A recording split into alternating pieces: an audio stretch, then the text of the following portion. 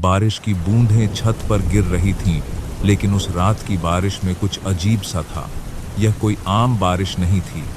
मैं हमेशा से बारिश पसंद करता हूँ, लेकिन उस रात जब पहली बिजली कड़की और हवा ने खिड़की को जोर से धक्का दिया, तो मेरे भीतर एक अनजाना डर जाग उठा। शायद ये थकान थी, शायद वह मौसम का असर, लेकिन दिल में हल्की बेचैनी थी। मैंने सोचा कि बाहर थोड़ी देर टहलता हूँ।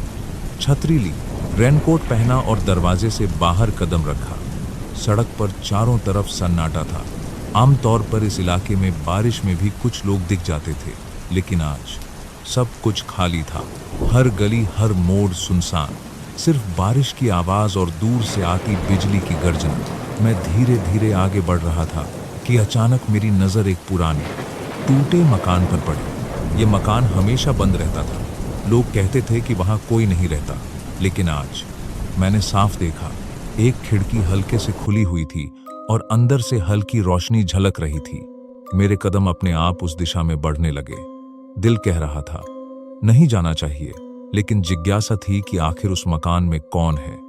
जैसे ही मैं दरवाजे के पास पहुंचा, हवा का एक तेज झोंका आया और दरवाजा खुद खुल गया। अंदर अंधेरा था, बस एक पुराना लालटेन जल रहा था। मैंने आवाज लगाई, कोई है? कोई जवाब नहीं आया। अंदर कदम रखते ही एक अजीब सी नमी की गंध आई। मकान की दीवारों पर काई जमी थी और फर्श पर पानी जमा था। मैं आगे बढ़ा ही था कि अचानक पीछे से दरवाजा जोर से बंद हो गया। मैं चौंक गया, पलटकर देखा, लेकिन कोई नहीं था। उस पल दिल की धड़कन तेज हो गई। मैंने खुद से कहा, शायद हवा होगी। कमरे में चारों ओर देखा तो लगा जैसे कोई पुरानी चीजों का स्टोर हो। लकड़ी की अलमारियां, पुराने बक्से, टूटे फोटो फ्रेम। और फिर मेरी नजर एक चीज पर पड़ी। दीवार पर टंगी एक पुरानी तस्वीर।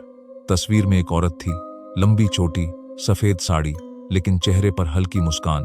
और अजीब ये था कि उसकी आंखें जैसे मुझे देख रही थीं। अचानक ऊपर वाली मंजिल से किसी के चलने की आवाज आई, हल्की हल्की चप्पलों की आहट। मैंने आवाज लगाई, कौन है ऊपर? कोई जवाब नहीं आया। दिल ने कहा वापस चला जा, लेकिन दिमाग कह रहा था देख कर आ।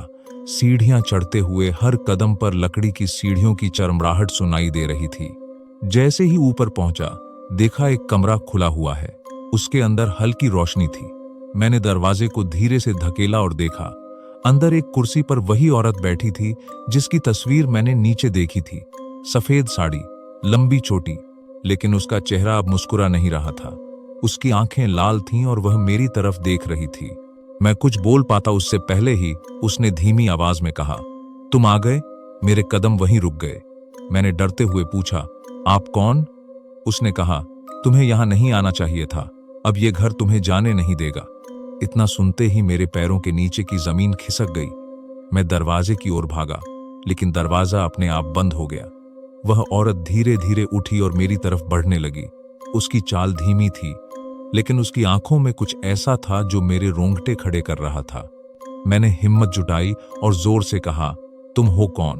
उसने बस एक वाक्य कहा, बारिश की रातें मेरा इंतजार करती हैं, और अब तुम भी। कमरे की सारी रोशनी बुझ गई। अंधेरा छा गया। मैं हाथ पांव मारकर दरवाजा खोलने की कोशिश कर रहा था, लेकिन दरवाजा नहीं खुल रहा था। तभी पीछे से एक ठंडी हवा का झोंका आया और मेरे कान में किसी के फुसफुसाने की आवाज, अब तुम यहाँ के हो। आगे कहानी और गहरी होती है।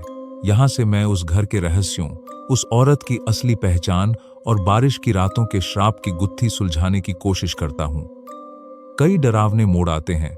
फर्श के नीचे छुपे कमरे, पुरानी डायरी जिसमें लिखा है कि हर बारिश की रात कोई ना कोई यहाँ फांसता है, और आखिर में उस औरत का असली चेहरा सामने आता है। यह घर कभी एक औरत का आश्रय था।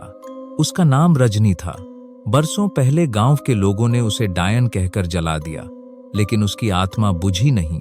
उस रात बारिश हो रही थी, और तब से हर बारिश की रात यह आत्मा किसी न किसी को इस घर में खींच लाती है। जो भी आया वह कभी लौटकर नहीं गया।